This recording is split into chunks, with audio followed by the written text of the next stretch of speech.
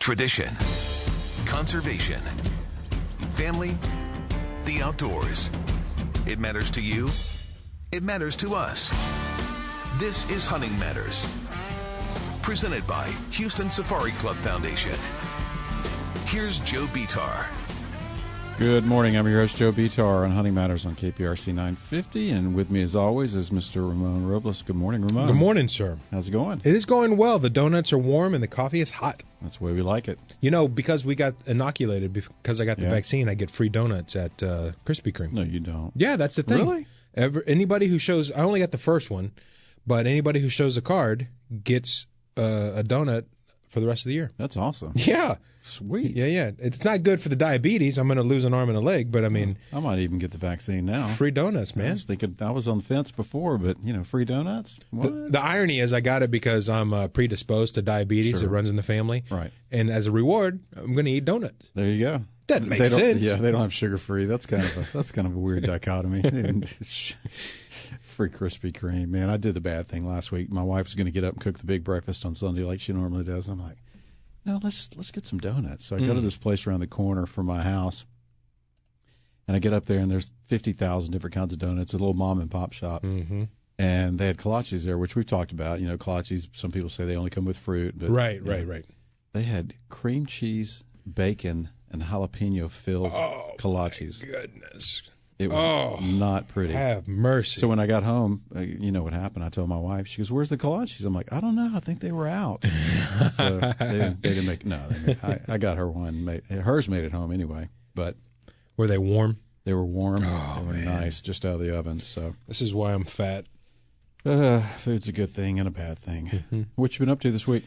Not a lot. We're prepping for a road trip with the 5 and the 3-year-old. We're getting ready in many different ways. We don't know how they're going to act. We don't know if we're going to get up to the woodlands and have to turn back around. Yeah. So, but we are preparing them for that. Oh, and we got pumpkins growing in our backyard. Did I tell you this story? Real quick. At the end of October, we smash pumpkins in the backyard and just, throw them away. Well, some of those seeds must have landed on the grass because in our backyard, we noticed 2-3 weeks ago, pumpkins popping up. And I thought, if those sons of guns made it through the freeze, dog poop, all that, they deserve a shot. So we fenced it off. Cool. And we've got pumpkins growing. Well, that'll be fun for the kids. Yeah, exactly. Don't forget to turn them so they don't get bad on one side. Is that right? Oh, yeah. How do you know that stuff? I'm a master of all things. Evidently. Yeah. I have all kind of meaningless trivia. Same thing for watermelons. I always used to turn my pumpkins and my watermelons. And even them out. Is there any tips to growing them? Because they literally just popped up in our grass. Grow by themselves. Yeah, okay. Just keep the grass and weeds away from them. Spray them with some insecticide occasionally, or organic insecticide, whatever you like to use. So, all right. Anyway, I spent a few days up at the Capitol. Of Austin? Yeah, I was in Austin. Texas? We were testifying on behalf of some bills that are coming up. We talked about it before, the 2213, which is going to allow people to donate exotics. If you're out hunting exotics, you can't donate them in Texas to food banks, which is absolutely ridiculous. So we got to testify before the Public Health Committee on that, made some movement on that, so hopefully that thing's going to keep pushing along. But it was a busy week. I got a call from a representative on Tuesday, I think, or Monday, and they said, "We need you in Austin on Wednesday." So I had to book a hotel, and I don't even want to talk about the room, but it was... Like the quality of it? Oh, my gosh. I won't mention the chain, but... it was bad? Yeah. In Austin? Yeah. It rhymes with La Minta. It was just not a good hotel. Wow. It was just. I thought I'll get a place close to the Capitol. I can jump out early in the morning. I had to be there at 8 a.m. to testify, and you testified. I testified. Did you have to swear? No, you just get up and tell them. You state your name, who you're there representing, and whether you're in favor or against a bill, and then you talk about why and answer some questions from the representatives. And were people hounding you? Was it like on TV? No, they asked me. No, they had 5 or 6 questions. Luckily, I knew the answers. Yeah. And, it was. I've done it before. It's a cool experience. But any questions about pumpkins? Is that why you knew about it? No questions about pumpkins. Okay. No questions about pumpkins. So anyway, but it was fun. It was good. It's always good to. I kind of feel like it's my civic duty if I get asked to go up and do something that's pro hunting, pro Second Amendment. Good for you, man. Pro outdoors. We go up and do it. So very cool. That was cool. Hey, man, listen. I dug up some data this week, which was very exciting. The Southwick Associates, they're a market research firm that specifically deals with the outdoors. They do statistics and economics, and they specialize in hunting, shooting, sport fishing, and outdoor recreation. And I found some numbers that they produced this week that we talked about a little bit about this before, but fishing licenses last year were up 13.5%. Fishing license sales for women increased 24%. Nice. So the ladies are out there fishing, but it only increased 10% for men. So once again, they're leading the pack. Hunting sales of hunting licenses were up 5%. Ladies' purchase grew by 15%. Cool. 4% for men. And then the really exciting thing for me, new recruits, fishing was up 38% over 2019. 48% of those people were first-time fishing license purchasers. And hunting license sales were up 26%. And the number of new female hunters was up 41%, and males were up 23%. That's great. I think that's record-setting for, at least in my lifetime, as far as hunting license sales. So that was a good thing from the pandemic, if nothing else. Right. So, get it outdoors. That's right. Back to nature. Yeah, one of the best things I learned I heard this guy say this a long time ago. This lady was like, I don't understand hunting. I don't want to do this. And we were all at a place, and we were actually filming a hunting show. He looks over, he says, ma'am, he said, how much money do you give every month to the animal shelters and this sort of thing? She goes, well, I give, $100 a month. He said, if you'll go buy a hunting license in the state of Texas, you'll do more to conserve wildlife and habitat than any amount of money that you give to these homeless or animal shelters. So and then we talked about it for quite a while. And she said, you know what, you're right. She goes, I'll never go hunting, but I'm going to go buy a combination hunting and fishing license. Yeah. And hopefully she did. So very cool. Yeah. Anyway, so this week we're going to go at the outdoors from a different angle. Okay. This is a conversation, a topic that I'm really fascinated with, know just a little bit about, so I'm looking forward to talking to our guest today. With us today is Dustin Knutson. He is the co-owner of Boyds Gunstocks. You can check out, they have some cool stuff. Boyds, Boyds, gunstocks.com. So, Dustin, good morning. Thank you for joining us. Hey, good morning, fellas. How are you guys? We're good. Where are you calling in from today? South Dakota, up in Mitchell. Small little town up here in the middle of nowhere. Are you a native to South Dakota? I born and raised in Minnesota, just kind of bounced around in wandering youth and ended up here. So Cool. How far are you from Mount Rushmore? Because that's obviously the biggest landmark. Oh yeah, we're I'm about 3-hour drive from there. We're kind of in the west or the east central part of the state, out in the cornfields. Mitchell has the world's only corn palace. So if you ever get in Mitchell, yeah, we'll be up next weekend. There you go. It's the building covered with corn. So cool. All right, very cool. All right, folks. We're going to take a quick break right here. We're going to be back and talk about Boyds Gunstocks with Dustin Knutson on the other side of Hunting Matters. Thank you. Hunting Matters on KPRC. I'm your host, Joe Vitar. I am Ramon Robles. We are joined today by Dustin Knutson. Dustin is the co-owner of Boyds Gunstocks. You can learn about them at boydsgunstocks.com. That's BOYDSGUNSTOCKS.com. Dustin, thanks so much for joining us. Good morning. Hey, good morning. No problem. That's awesome. I meant to ask you last segment, Dustin, but we ran out of time. What's your favorite donut? What's my favorite donut? Oh, I'm just Bismarck's is what we have up here. Okay. So it's a cream-filled Bismarck's. So a cream-filled would be your type of donut. Okay. Yeah. Very good. That's a good answer. Cream-filled. It's good. I'm predisposed to diabetes as well. Yep. So every time I look at donuts, I'm like, they're so good. Then I have it. I'm like, oh, boy. I know it. I'm Yeah, I get that. Dustin and I share a lot in common. We're both obviously good-looking, tall. Yeah. He's a little taller than I'm 5'11", bald and bearded. There you go. People confuse us all the time. People come up to me and they say, hey, are you Dustin? I'm like, no, I'm Ramon. Yeah, they asked me the same thing. You Ramon? I'm like, no, sorry, he's the other handsome guy here. Yeah. Dustin's about 6 feet taller than you are, and his beard's about 6 feet longer than yours, too. But we're both, challenged follically. Yes, exactly. Well, I'm challenged follically. Maybe he just shaves it off to look like a badass. I don't know. No. I woke up one day and my hair was just gone. I'm like, well, guess I'm going to shave my head. It's been fun. On to the next phase. I respect that. I appreciate that.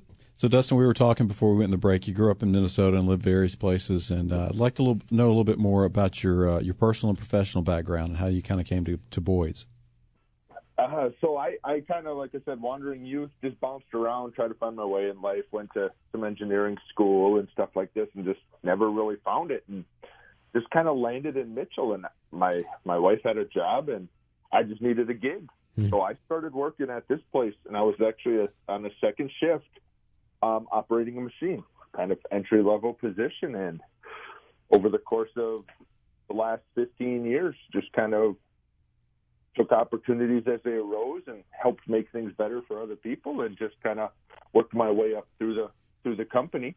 And when the founder decided to retire a little over a year ago, me and my business partner, bought the place, and he's been working here for 10 years. I've been here for 15 years. So most of my background is School of Hard Knocks, learned on the clock type thing, and just did it here. So personally, big hunter. That's basically all I do with my free time, or as much as I can, and then just make gun stocks. I mean, just kind of, it's a cool gig to be able to play with guns most of the day. Yeah.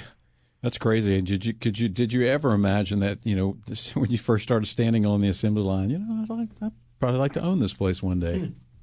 No dreams in a million years. It was just a job, and I realized after a little bit that I had a great mentor and awesome people around me that helped me and supported me, and just kept working through and working our way up. And we got an awesome team here. So about 100 employees here, but they're the ones that really did it. I just kind of helped clear obstacles as we came across them. Yeah, and you said you had an engineering background as well? Yep.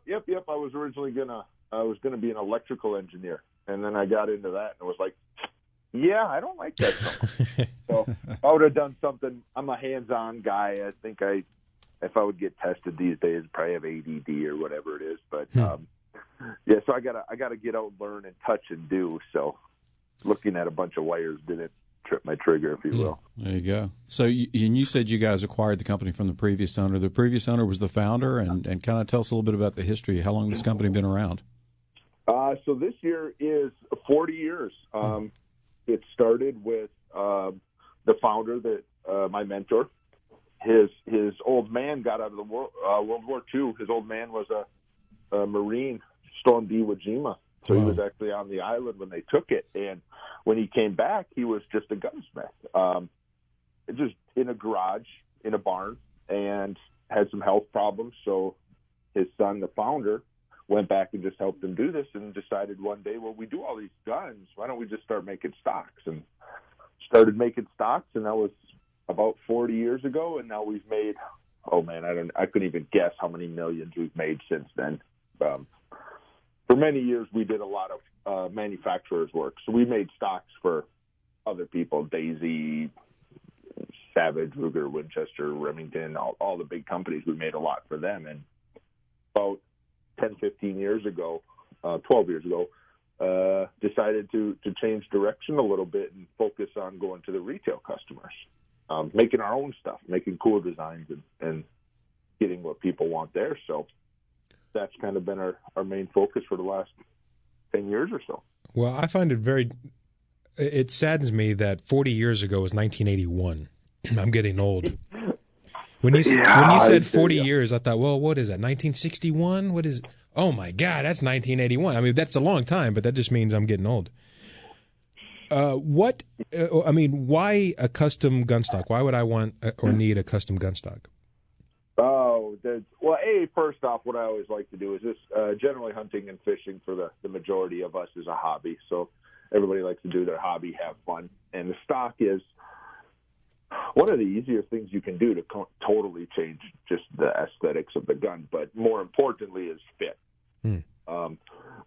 With the way guns are produced these days is the majority of them are built for the masses, which means it's all average size, average percentiles, just right in the middle, which to me means it's not going to fit anybody. It almost fits everybody. Or in the case of me being taller, nothing fits me. So we really went after a lot of it is to make sure that people could shoot well.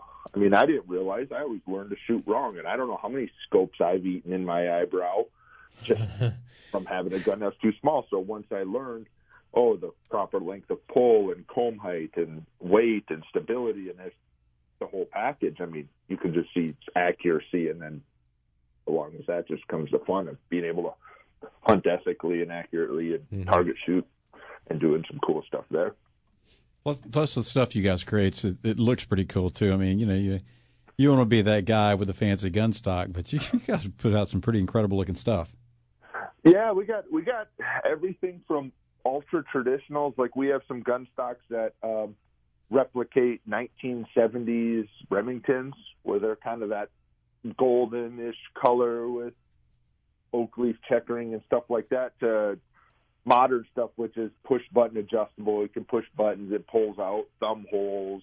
You can screw parts onto it and pieces to change the way it fits your hands. And so, yeah, we kind of run everything from very traditional to extremely wild. Yeah, I'm looking at the red and black colored gun stocks. These things are phenomenal. They're beautiful.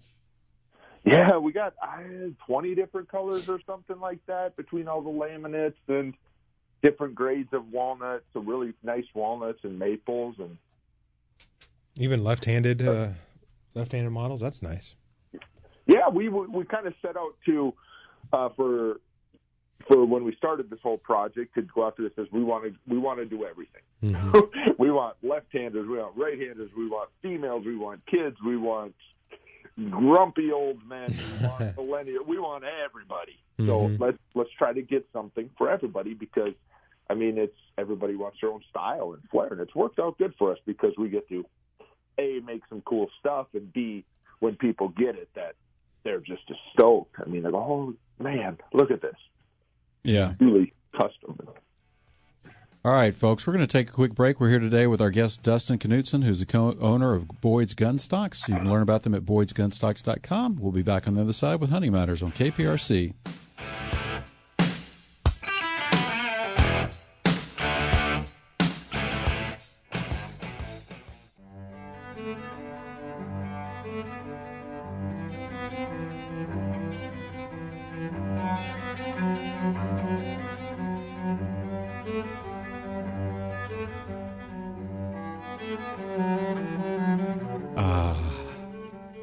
Welcome to the sounds of calm. This broadcast is brought to you by National Public Radio and sponsors like...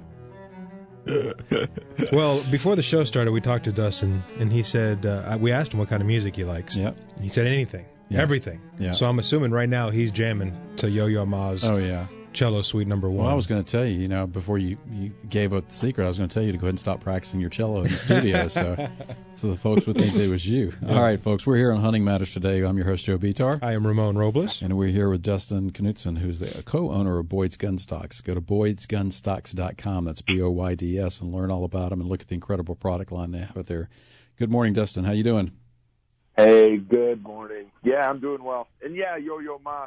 That's cool. I played in symphonies and orchestras when I was younger. Wow. I'm a big classical music fan. So going from AC/DC to that, I'm like, I'm with you guys. What was your instrument? Yeah, Ramon and I were going to ask you the same question. What was your instrument? I played percussion, so any of the drums, bells, symphonies, that's fun. All that stuff. So I played percussion. Did you? Oh, no. How are your paradiddles? Paradiddles. I haven't practiced in a while, but I did pull out my very first snare drum not too long ago just to practice. Yep. I may be getting into like a marching band thing just on the side. So, man, you're living life. Dustin's living the dream. Well, my wife has got both you guys beat because she plays the meanest vibra slap you've ever seen. Oh, nice. All right. She's a big cake fan, so that's I bought her vibra slap as a joke gift one year, and she keeps it around. Whenever I get out of line, she goes ahead and hits me with it. That's funny. So, Dustin, before we went to the break, we were talking about the product line, and I'm curious. Well, I know, but I'm sure a lot of listeners don't know out there. Do you guys deal in synthetics, only in hardwoods? What's the product line derived from? Only hardwoods. We've been that for our whole time. Back 70s, 60s, 80s, everything used to be, or the vast majority was wood, but it was done in a lot of cases really poorly. Everybody was making gun stocks back in the day, garages and guys with little sheds that would make them all to varying degrees, and we always wanted to make good ones because wood got such a bad name and it ushered into plastics and now aluminum. And as the world evolves, but wood is still, there's something special about it. I mean, it looks good. It's people when they like have that wood. Mm-hmm. They may not be their thing, but they know it's something special. So we just want to keep that rolling. So we just do wood, and all of our laminates it's a birch, just dyed different colors. So to get the patterns we want. Yeah, there's something to be said. I mean, there's some cool synthetic stocks out there, but just I don't know. I guess I'm old school. The hardwoods are just the feel, the weight. I don't know, but I'm curious. I know every model is different, every design is different, but from start to finish, from the time you guys start on a stock to you can deliver it to a customer, what's the average, process development time? I think right now we're averaging about 4 days. I think if I saw our numbers correctly the other day, the second someone or when someone puts on the internet, pushes the order, buys now, checks out or whatever, within a couple of minutes it prints on our production floor. We make everything. Since they're so custom, we make everything to order. And it takes, on average, some of the more extensive ones that got a lot of bells and whistles and special finishes and stuff may take a little bit longer, but some are quicker. But 4 days we're getting orders out to retail customers. Wow. So, and then it's busy. It's this crazy year as firearm industry, but we're staying on top of it and keeping it out going. So I'm curious. A lot of people they look at the components of a rifle or a shotgun, and you guys build stocks for both rifles and shotguns, correct? Yep. Okay, so they look at this, and I don't think people understand how a gun stock can affect their accuracy. Can you talk a little bit about that? Absolutely. So, two major points of the shooter. Number one, the shooter is probably the most accurate portion there, so a gun stock just helps the gun fit the shooter better. But from a more scientific standpoint, if you will, you have a controlled explosion in there with that round. So you really want to hold that action nice and solid, the bolt and the receiver. You want to hold that solid. And plastic stocks, as you said earlier, there's some really awesome plastic and synthetic stocks out there, carbon fiber, Kevlar, heavy glass filled. There's some amazing synthetic stocks out there, but there's some really awful ones out there. Like I have videos of breaking them and bending them, and if you're basing your accuracy on holding that action nice and solid, that plastic stock just can't do it. It's just too flimsy. It just doesn't do it. So going to a wood one, that wood isn't going to bend. It's not going to. I mean, it's going to break at extreme forces, but nothing that the gun will do. So by bolting that action into that wood, really makes you a solid platform, where then you can start shooting accurately off of that, working on barrel float and sight picture and so on and so forth. What kind of rifle do you have right now that you're using? Right now, kind of my newest one that I'm playing with is I got a Curtis custom made, so that's down by your guys' area. Mm-hmm. 700 based action. So I've been using that 300 Win Mag. So I've been taking that out. Probably a little bigger gun than I need, especially since I shot up for squirrels. Or what are you hunting? What do I hunt? I'm hunting pretty much anything. I was down in Austin area, just west of Austin, hunting axis and black buck and pigs a month and a half ago, and hopefully heading to South Africa here in a couple of weeks. So, oh man, kind of just whatever it was. That's why that last gun, I was like, I want a gun I can take to around the world and shoot most. Yeah. That's practical. Yeah, but never enough guns. But there's always enough around. Yeah, I have too many guns, said no one ever. Yeah, exactly. At least anybody with any real sense never said that. Right, especially now. Yeah, exactly. Yeah, I as I tell this story, there's going to be a bunch of people that are going to go like, "Oh, you feel real bad for you, Dusty." But so when I go on hunting trips is when we usually take a lot of our pictures and make videos for our social media and our website and brochures and stuff. So every time I go hunting, I got to take a different gun with me because I can't keep taking pictures of the same gun over and over. So people are like, "Oh man, it must be rough." Yeah, I feel sorry for you, Dustin. I also don't get to get in there and like I got a couple favorite guns that are just those ones that like an extension of you that I don't get to use very much either. I mean, take a step back, put yourself out of your shoes, and look at yourself. You are living the dream, man. This is your job. Do you ever stop and think about that? Yeah, it's those days when it's still work, but those days when it's tough, and sometimes you're like, "Oh, I want to just sleep in another half an hour or whatever." It's nice that I can just go out and we have a 300-yard range in the back that I can just go and I can just lay on the ground and I can just test some products. I can just waste some ammo. So I definitely don't take it for granted that it's a job and we have a manufacturing plant. There's a lot of families we got to take care of, but at the end of the day, at least we're not making Q-tips. Right? At least it's something fun. Yeah. No, there's responsibility, no doubt. But yeah, man, perspective is everything. Yep. So I was looking through the website last week, and I saw something called the Revolutionary @1 Adjustable Gunstock. Now, that's a mouthful. Tell me what that is. Yeah, so the @1, we came out with that a few years ago. It's just a fully adjustable stock, push button, so you can push a button on the side of it, and then you can bring the butt pad out for taller people or if you have longer arms or whatever it may be. And then the comb adjusts so you can get your proper comb height to look through your scope. And that was really to be able to get from a relatively small person, a child, up to just Neanderthals like me that I can just get really big. And it's a great stock for kind of if you have a family. I mean, I take it when I go hunting and my wife and I don't have to carry two guns. I can just carry the one and we can both adjust it so it fits us and they're not having to. We're both accurate and consistent with it.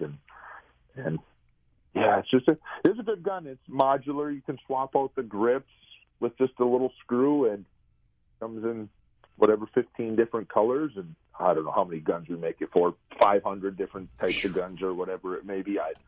Something ridiculous like that. That's crazy.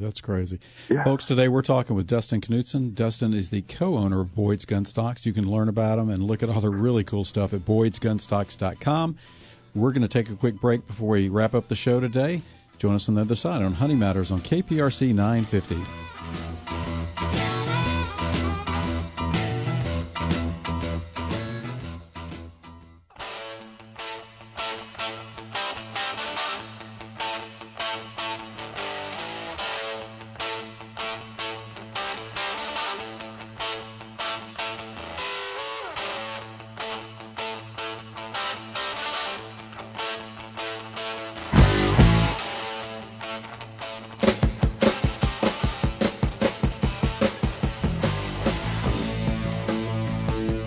Good morning. Welcome back to Hunting Matters on KPRC. We're coming at you with a little Uncle Ted. I'm ready to run through a brick wall.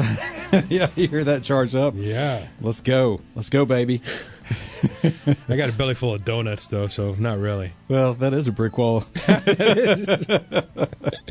Welcome back to Hunting Matters. I'm your host, Joe Betar. And I am Ramon Robles. And we're cutting up and acting like fools today on Hunting Matters. We're joined by our buddy. Well, hope to be buddy. Soon. Our Look good, at you trying to angle in. Our good, listen, you haven't asked for any free product yet today, so I'm actually shocked. Stuff. I'm actually shocked you didn't ask for any free products. My soon-to-be best man at my wedding, my future kid's godfather. The godfather of my new puppy, Dustin Knutson. You weasel. Hey, Dustin, don't worry about it. He's going to ask for something free before we go today. Trust me. I'll pay taxes. I'll pay the taxes on it. He actually asked the head of Texas Parks and Wildlife to make him an honorary game warden. Did it work? Yeah, I'm a game warden. Yep. He's Can a game warden. Deputize someone else? Yeah, I can go on any land and I want to in the state of Texas. Oh, that a boy. Yeah. Yep. Official bit. I'll kick people out who are on my fishing spot. I'll kick them out. Official wildlife business. Perfect. Well, I'll get you a stock and I'll come down there and get a tour, private tour by us. Yes, sir. Anyway. Oh, man. So we're here with Dustin Knutson. Dustin is the co-owner of Boyds Gunstocks. You can learn about them at boydsgunstocks.com. Are you going to say something? No. I just forgot that we didn't prep Dustin for the fourth segment, which is known for its ignorance. Yeah. But, yeah, we're going to get ignorant real quick. Yeah. But before we do that, I just want to, Dustin, I know you get asked this every day. I know you've got a prepared statement for it, but I want to hear it from you, from the owner. I mean, what is it about Boyds Gunstocks that make you guys different from everybody else, so unique? I really don't have a can thing. Now that you say that, I probably should get one. I'll help you write one if you want. There you go. Okay. Can you put your Texas Ranger, whatever? Yeah, stamp? Game Warden. I would say something like all of our wood comes from trees that have been struck by lightning. Oh, yeah. No, I don't want to say that. Okay. All right. So you're an honest man. Okay, I got it. Yeah, but we can try, because then they'll be like, I want one that's the lightning too, and then I've got to right. orders. But I think the best thing we have going for us is we're just a really real company. I mean, the founder, my mentor, lives 3 miles from the plant. I live 5 miles from the plant. We're family owned. We're small. We're a small business. We're local. We're hunters. We're shooters. We're just people that are just trying to get through the world like everybody else. We're nothing like that. So we don't make any stocks that we wouldn't use. We don't make anything we don't like. Very basically, if we look at it and go, we don't like it. It doesn't matter if someone wants to buy them and their money, we still got to be this. So it's just kind of I would just say we're real. That we're just people come up and see us at SHOT or SHOT Show, NRA, Houston Safari Club shows. If you ever see us, man, just come talk to us. I mean, we love to talk guns. Yeah, just don't be intimidated by Dustin's size. Yeah. That's hard. I'm a big boy. So, Dustin, I'm curious. You talked about your love for hunting. Is that your favorite outdoor activity? Yeah.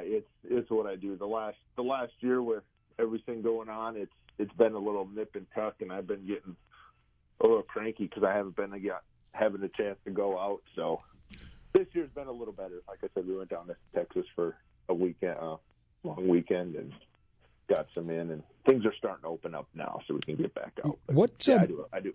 I'm sorry. I do quite a bit of hunting. Yeah, of course you have to. I mean, it's for work. Yeah, exactly. R&D. What are some of the mistakes a first-time hunter makes? Oh boy. A lot of what I've seen is as older first-time hunters are actually the ones that I see this more of a problem with, is overconfidence. I mean, there's being confidence and everything in there, but a lot of the outfitters and guides and everything I hunt with, taking my wife, who's fairly new hunter, they always say she does well because she just listens, that they're not just generally bigger, stronger, or older guys that are like, I got it, I know what to do. It's like, just relax. Remember the core fundamentals. So just don't be overconfident and just stick to those sight picture, trigger control, breathing. Just stick to those fundamentals, and you'll be fine. It's when people lose them, then it's off the rail. Mm-hmm. So that's what I would say the most. So, Dustin, tell us about one of your favorite or most memorable hold my beer moments when you've been in the outdoors that you can say on radio to the public. hold my beer moment. Okay. He's categorizing them. I guess it would have been one that was in South Africa. Look, in hindsight, it was kind of really dumb. But during the moment, I was just ginned up. Hunting with a couple other people, and the person made a marginal shot. It was a killing shot, but it was just marginal. It was a little far back and just at a weird angle. But so what do? They go one way tracking this animal, or we go the other way tracking the animal. We find the animal in the bush, 10 feet away, no guns or anything like that. And what do we do? Oh, let's keep pushing it, right? Let's try to get it.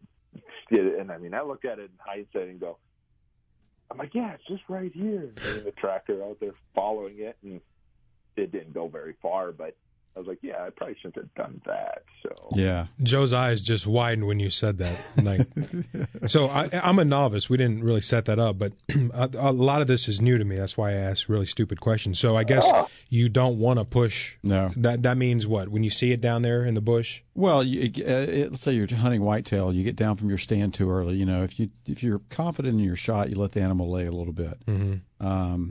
Whether they need to expire or whatever the situation is, it's just better to let them lay a little bit. And I don't know of any hunter that I've ever met or talked to that hasn't made the mistake of pushing an animal too soon. Okay. At some point. And you make that mistake 1 or 2 times and you won't make it again. Yeah. Especially if you're in the situation that Dustin was talking about. If you're on the ground in South Africa, or if you're hunting bear, like I do a lot of archery hunting, hunting bear with a bow, you definitely.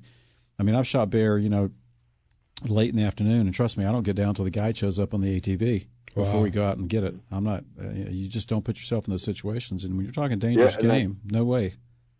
Yeah, and that's kind of what goes back to that previous question of what do you see new hunters, and that was it. That was my first time in Africa, and my buddy made the shot, and I was just like, oh, and they went one way, and we're like, we're going to go check over here, and then just the excitement. Then so I look back and I go, well, it was a little wild, and it was a little western. And at the time, I remember being involved, but then I'm like, yeah, that animal has like 3-foot-long pointy horns. We probably shouldn't have chased that into the bush that we can't see in a world I don't know, in the language I don't speak. So kind of just overconfidence. I was like, I know what to do. I chased a bunch of deer. Right? Nope. Yeah. Lesson learned. Yeah, exactly. So what's on hard knocks? Yeah, absolutely. So what's on the top of your bucket list to hunt? I know you said you're going to South Africa, but what have you not hunted that's kind of your dream hunt? Oh, so moose is up on the top. Mountain goat. I'm currently in the process of trying to get the 3 buffalo, one's a bison. So I want to get a water buffalo, a Cape buffalo, and then an American bison. Wow. Is kind of my goal. So a few years ago, I got the Cape. So maybe in the next year or 2, hopefully try to get over to Australia or New Australia and get a water buffalo. But wow. Yeah. All 3 can be very dangerous. Yeah, the Cape buffalo, that's something special hunting that, but generally gets perspective of where humans are on the food chain. Yeah. So. Man. Well, folks, we're talking to Dustin Knutson. He's the co-owner of Boyds Gunstocks. Learn about him at boydsgunstocks.com. And Dustin, as we head out the door here, I'm going to ask you, if you're out hunting in a remote location and you've got to pack up for an overnight trip, what are the 3 things you're going to throw in your pack? Oh, fire starter, rope, and a tarp are the 3 that I would do. Fire starter, rope, and tarp. Good answers. All right, folks, thank you so much for joining us on Hunting Matters, and thank you to our guest, Dustin Knutson with Boyds Gunstocks. Go to boydsgunstocks.com. We'll see you guys on the other side. I live back in the woods, you see. My woman and the kids and the dogs and me.